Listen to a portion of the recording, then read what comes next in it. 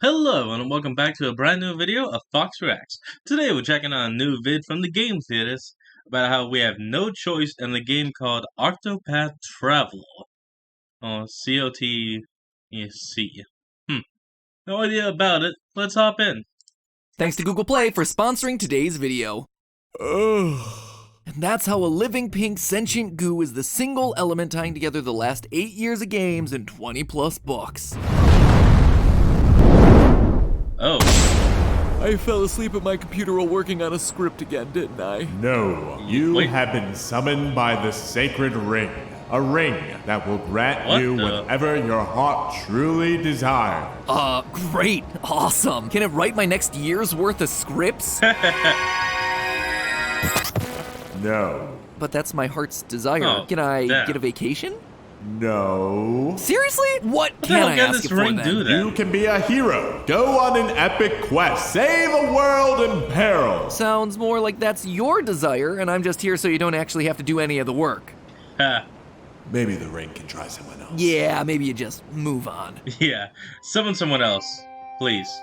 Let us Hello, know. Internet! Welcome to Game Theory, where each episode is a literal adventure waiting for you inside your pocket, provided you're watching on a mobile device. Speaking of mobile Or devices, laptop. today's episode is sponsored by Google Play. I gotta admit, that one right there, that's pretty exciting. Especially since Google Play is literally my go-to place for anything that I need on my phone. In case you've missed it, Google Play is the Yeah, that online makes store where sense. people can discover all their new favorite games, apps, and entertainment for their Android devices. Considering that I'm constantly looking for who new doesn't? games and movies to talk about, I am always here. My entire collection of superhero films, here. Novelized animatronic adventures, here. Games for the channel, my personal life, and for Ollie, here, here, and here. I am literally like their highest tier Okay. member. I use it so often. It's also the place to find the latest, greatest games that you'll want to play on the go. Case in point, our topic for today, Octopath Traveler Champions of the Continent. A brand new that's what choose-your-own it stands adventure for. JRPG from Square Enix, who, let's be honest, are legendary within this genre. Let's also be honest, the why best not? way to find the time to play a JRPG, mobile. Anyway, the main premise is that you're a traveler who's selected as the chosen one by a ring of divine power. I literally Oh. just logged on and already I'm hashtag winning. Clearly this ring has got itself some excellent taste. Except there's no such thing as a free lunch. Or free divine ring, I suppose. Now that you're the chosen one, you have to take Classic. down 3 powerful tyrants who have their own divine rings. Only then can Oh, you collect well, all that that's jewelry, something. rise, and become the lord of the... Well, you get the point. But don't worry, you're not alone. Along the way, you recruit a 2 team of rings on eccentric each party hand. members that'll help you when the battles get tough. And they will get tough. Each tyrant is obsessed with one key vice, wealth, power, or fame. And it's up to you Yeah, which I mean, order you come tackle them in. Also, can I just ask, why does every bad guy in a JRPG look like the most hardcore theater kid ever? And I should know, I was one of them. You know Someone what? I can slapped see that that. picture into a JRPG. The TLDR is that this game has the Why feel not? of the old school RPGs that I loved growing up and the modern 2.5D look that makes the pixel art really pop. And best of all, it's an actually honest does look mobile really RPG good. that's not designed from the outset to squeeze every dollar possible out of you, which, you know, when talking about mobile games is kind of an important distinction to make. This is traditional that's surprisingly RPGing. There's good. some grinding, but nothing that feels unfair. And any truly traditional RPG deserves itself a traditional game theory episode. So today I'm Why is here it to tell you that called classic Octopath, game theory though? thesis we all love so well. The hero is the villain, actually. You see, the game makes it a very classic. clear that the 3 tyrants we're going up against are really awful and committing all these atrocious misdeeds, but we're also explicitly told that their reigns of terror are only made possible thanks to the divine rings that they wear, which bestow upon them the power of the gods. Now, remind me, who else has a ring like this? Oh yeah, it's player. us. In narrative storytelling, one ring just being arbitrarily different and good from all the other ones just doesn't make a whole lot of sense. And Well, like everyone knows, it's not the weapon itself. It's the person that wields it. And like if you give a nuke to a madman, yeah, he's gonna use it for evil. If you give a nuke to a good man, he's gonna reverse engineer that nuke, okay, and create nuclear power for his city or country.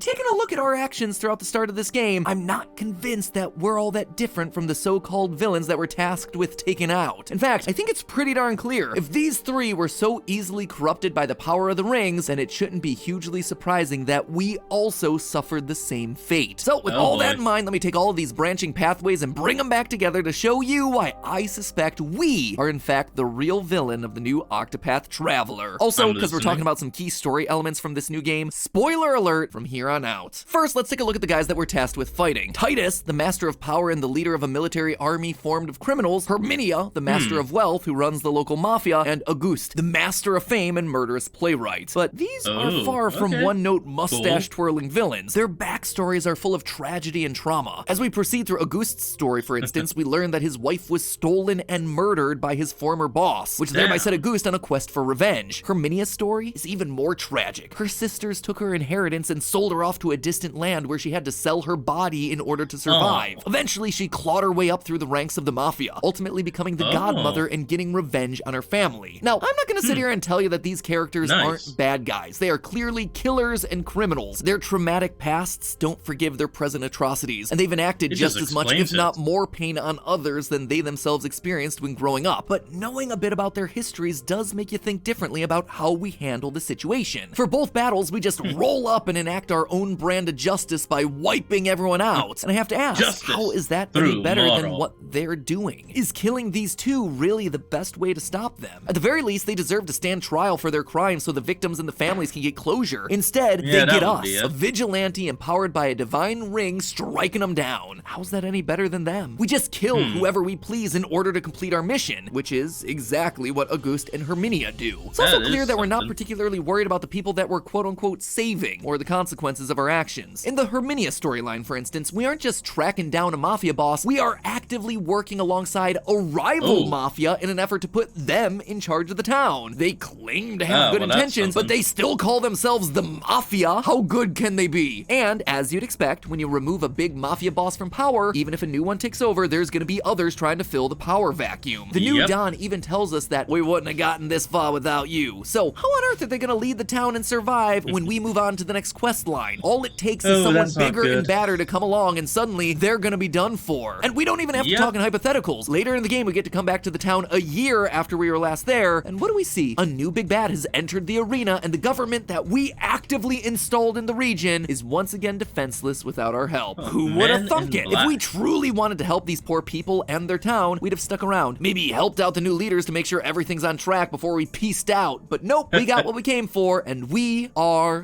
gone. We only happen to come back because this new threat has yet another ring for us to collect. That ain't acting like a hero, friends. That is acting like a giant purple raisin man collecting rainbow gemstones for his power bracelet. Or, to use this game as our example, it's literally acting no better than the three big bads. During the Master of Fame path, we meet the lead actress of a show who, we're told, left her own son in order to follow the villain Auguste. That revelation prompts a very important question from one of our companions named Schwartz. He asks, quote, what about that man would make a person want to abandon the life of their own child? That's a fair question. I mean, Auguste is a serial killer, and yet he has legions of people loving and respecting him, following him. And this isn't the only time that we see this sort of thing happening in the game. Across all three stories, we see that the villains have accrued absolutely massive followings, be them fans, soldiers, or people just looking for a piece of that sweet, sweet gold. In the Master of Power path, when we defeat the villain Titus, he is remembered by the people as a hero. Are they just that important? Is the propaganda just that impressive? No, I believe it has everything to do with the power that the rings give them, because when you flip the script and take a look at our player character, a random traveler from nowhere can see the exact same thing starting to happen. We're told at the start of the game that should you seek companions for your travels, make your wish be known. And you do so by tapping on your divine ring. The original Japanese is a bit more direct, translating to, quote again, if you wish for help on your journey, then pray to the ring. When you do, you summon other travelers in order to amass a team from the 64 character roster. While these 64 characters do have backstories, you have to partake in special side quests in order to actually learn them. Initially, they just show up. They give us a brief introduction of who they are, and then they're just part of your team forever with no explanation as to why they're there. You just prayed to your magic ring, and poof, here they are, ready to follow you on whatever quest, no questions asked. Ready to fight any battle that you decide is just, no matter how dangerous. Maybe I should get a hold of one of those magic rings. It gets lonely down here in the recording closet. I should also point out that when you're asked to pick a story path that you want to go down, you aren't asked which villain you want to destroy. Instead, you're asked, what do you seek at Journey's End? And the options are just wealth, power, or fame. The same three things that we're accusing these villains of pursuing doing in their own storylines. Where are the options that say destroy Titus or free the locals, disassemble the mafia, end a reign of tyranny? Nope, none of that. Wealth, power, or fame. Make the choice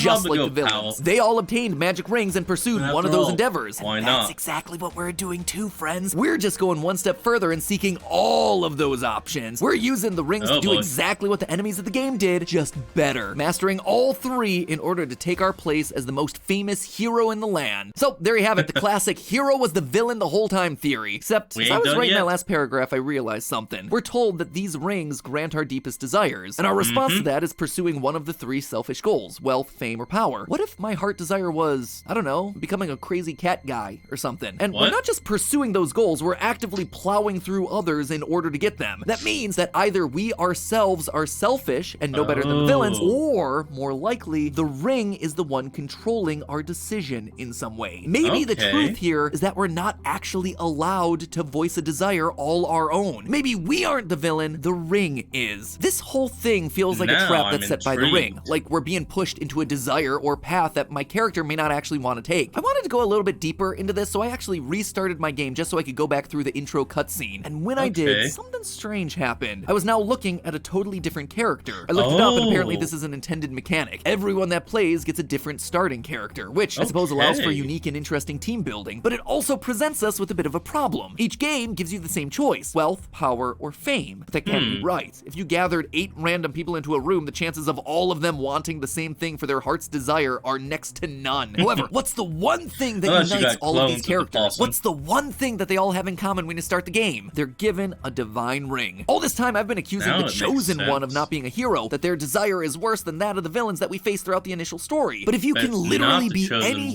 character at the start of the game, well, this just proves that the ring is actually the one steamrolling our options. It's corrupting us from the opening seconds. Now, I know this might seem like a stretch to say that the ring is somehow controlling all these people, that it's just a gameplay mechanic, but you don't have to take my word for it. August basically tells us this after we defeat him and take the ring away from him. Finally, the ring, free from that abomination, I am released. Throughout his story, we're told not once but twice that August has no desire for fame, despite being the master of fame. In fact, he refers to fame as snobbery. He's an artist. He wants to create amazing plays to help reveal the desires of man through his work. He is not doing it for the fame, but the ring is the thing that's forcing him to. August's ring corrupted him and forced him to follow not his own desires, but rather its own desires. The exact same choice that we find ourselves presented with at the start of the game, pursuing one of... So a ring of wealth, a ring of power, and a ring of fame.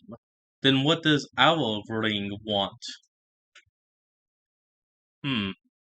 Maybe it wants everything.